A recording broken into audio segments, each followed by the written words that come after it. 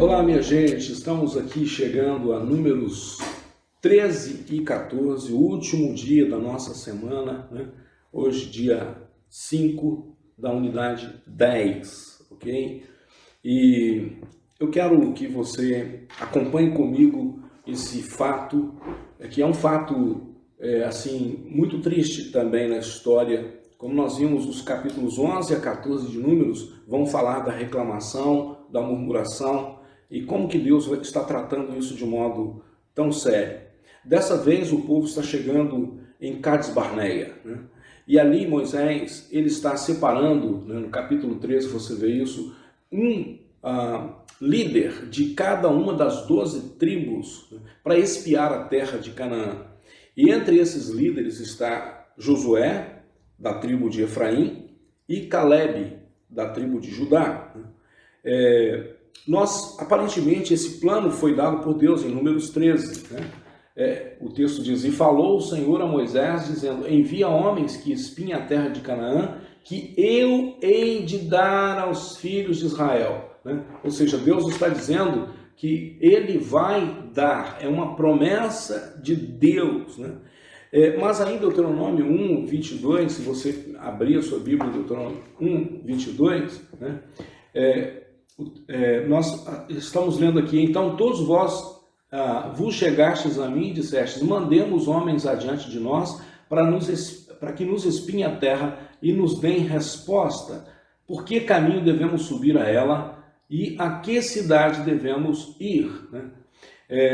Veja bem, minha gente, aqui uma aparente contradição entre esses dois textos, né? Mas na verdade deve ficar claro para nós, né, que o Senhor mesmo, ele havia sido claro, né, que ele entregaria essa terra. Ele havia dito: vão e entrem na terra que eu prometi a vocês. Era uma ordem divina, era uma instrução clara da parte de Deus. E então esses 12 espias, eles passam 40 dias espiando a terra e depois retornam. E aí 10 destes 12 homens, eles vão incitar o povo dizendo: não podemos tomar a terra. Né? E aí eles apresentam várias desculpas, né? Uma avaliação, né, da situação com base na sua própria capacidade. Né? Eles estavam olhando para os homens da terra de Canaã dizendo: são grandes demais, são gigantes, são guerreiros, nós somos como gafanhotos, como formigas aos olhos deles. E veja bem, minha gente, eles descartaram completamente a força de Deus, o poder de Deus. Eles fizeram isso, né? Veja bem, minha gente, isso foi uma tolice sem tamanho. Né? Como que eles puderam ignorar tudo que Deus já estava fazendo na vida deles? Né? Essa era a 10ª vez. 10ª vez. E veja bem, ainda que Josué e Calebe, eles foram tão positivos e eles disseram, né, pela fé, vamos atacar agora e conquistar a terra deles. O Senhor está conosco, o Senhor nos prometeu. Né? Então, 13:30, olha as palavras de Josué. Então Calebe fez calar o povo perante Moisés e disse: subamos animosamente e possuamos-la em herança, porque certamente prevaleceremos contra ela. Porém, os homens que com ele subiram disseram: não poderemos subir contra aquele povo, porque é mais forte do que nós. Então veja bem, minha gente, apesar da atitude corajosa de Josué e de Calebe, né, o povo agora está dizendo: não iremos. E essa é a 10ª vez que Israel se rebela contra o Senhor. Minha gente, 10 vezes o povo de Israel se insurgindo contra a graça de Deus, contra a provisão de Deus. Isso então vai trazer, né, um decreto de Deus sobre eles. Olha só, Números 14, 34. Vamos ler a partir do verso 32. Porém, quanto a vós, o vosso cadáver cairá neste deserto, e vossos filhos pastorearão neste deserto 40 anos, e levarão sobre si as vossas infidelidades, até que o vosso cadáver se consuma neste deserto. segundo o número dos dias em que espiastes essa terra, 40 dias, cada dia representando um ano, levarei sobre vós as vossas iniquidades, 40 anos, e conhecereis o meu afastamento. Veja bem, minha gente, que coisa triste, uma rebelião, uma desobediência, trazendo um decreto tão pesado da parte do Senhor, né? Então, durante 40 anos seguintes, Israel esteve no deserto até que a última pessoa, né, que tinha de 20 anos para cima, morresse e fosse enterrada, né? Um estudo do Dr. Leon Udy aponta que eram, em média, 7 funerais por hora, durante 12 horas, todos os dias, né? Um constante lembrete da punição de Deus sobre eles, né? Que coisa triste, né? O triste período de Cádiz termina com essas palavras em Números 14, 36 a 38. Os homens que Moisés havia mandado para espionar a terra trouxeram más informações a respeito dela, e quando voltaram fizeram com que o povo reclamasse contra Moisés. Por isso o Senhor fez com que fossem atacados por uma doença, e eles morreram.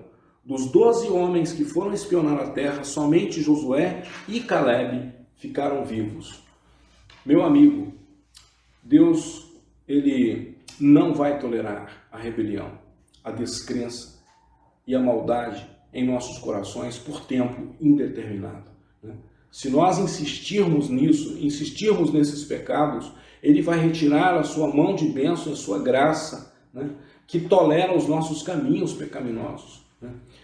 O profeta Jeremias diz que as misericórdias do Senhor, elas se renovam sobre nossa vida a cada manhã, e são elas a causa de não sermos consumidos. Mas veja bem, se nós insistirmos nessa vida de rebelião, de descrença, de maldade, de pecado, né, Deus vai nos tratar severamente. Ele mesmo, né, escreveu isso através de Paulo no capítulo 1 de Romanos, quando ele diz: eu vou entregar vocês aos seus próprios pecados, para deixar vocês sentir as consequências da sua rebelião. Essa, minha gente, não é a obra de um Deus irado. Deus, veja bem, Deus é Deus. Por mais que nós nos levantemos contra Ele, isso não faz com que Deus deixe de ser Deus. O nosso Deus é um Deus de amor, e Ele nunca vai deixar de nos amar, né? Veja bem que o peso, a consequência de nosso pecado é por causa de nossas próprias escolhas, né? Quando ainda não estamos cansados de viver uma vida de pecado, existe pouco que Deus possa fazer, a não ser deixar-nos sofrer as penosas consequências dos nossos pecados. E essa é a triste lição que nós encontramos aqui nos capítulos de 11 a 14 de Números. Eu quero encerrar, né, essa unidade lendo para vocês Hebreus capítulo 4, 1 a 7, que diz: Deus nos deixou a promessa de que podemos receber o descanso de que Ele falou. Portanto, tenhamos muito cuidado para que Deus não julgue que algum de vocês tenha falhado, deixando assim de receber esse descanso. Pois assim como aquelas pessoas ouviram, também nós ouvimos a boa notícia. Eles ouviram a mensagem, porém ela não lhes fez nenhum bem, porque quando ouviram, não a receberam com fé. Portanto, nós, os que cremos, recebemos o descanso prometido de Deus, como Ele mesmo disse: eu fiquei irado e fiz este juramento: eles nunca entrarão na terra prometida, onde eu lhes teria dado descanso. Ele disse: embora o seu trabalho já estivesse terminado desde o tempo em que havia criado o mundo. Pois a respeito do sétimo dia está escrito o seguinte em alguma parte das Escrituras: no sétimo dia Deus descansou de todo o trabalho que Ele havia feito. E o mesmo assunto é repetido: eles nunca entrarão na terra prometida, onde eu lhes teria dado descanso. Aqueles que foram os primeiros a ouvir a boa notícia não tiveram fé, e por isso não receberam esse descanso. Portanto, há outros que vão recebê-lo. A prova disso é que Deus marca outro dia, chamado hoje. Ele falou disso muitos anos depois por meio de Davi, no trecho das Escrituras já citado. se hoje vocês ouvirem a voz de Deus, não sejam teimosos, né? A versão mais tradicional diz, não endureçam os vossos corações. Então, meus irmãos, se você hoje ouvir a voz do Senhor, não endureça o seu coração. Receba as promessas dele com fé e entre no descanso de Deus. Entrar no descanso de Deus significa descansar em suas promessas. Ele te prometeu e aquele que prometeu é fiel. Que essa mensagem guarde seu coração de maneira muito especial.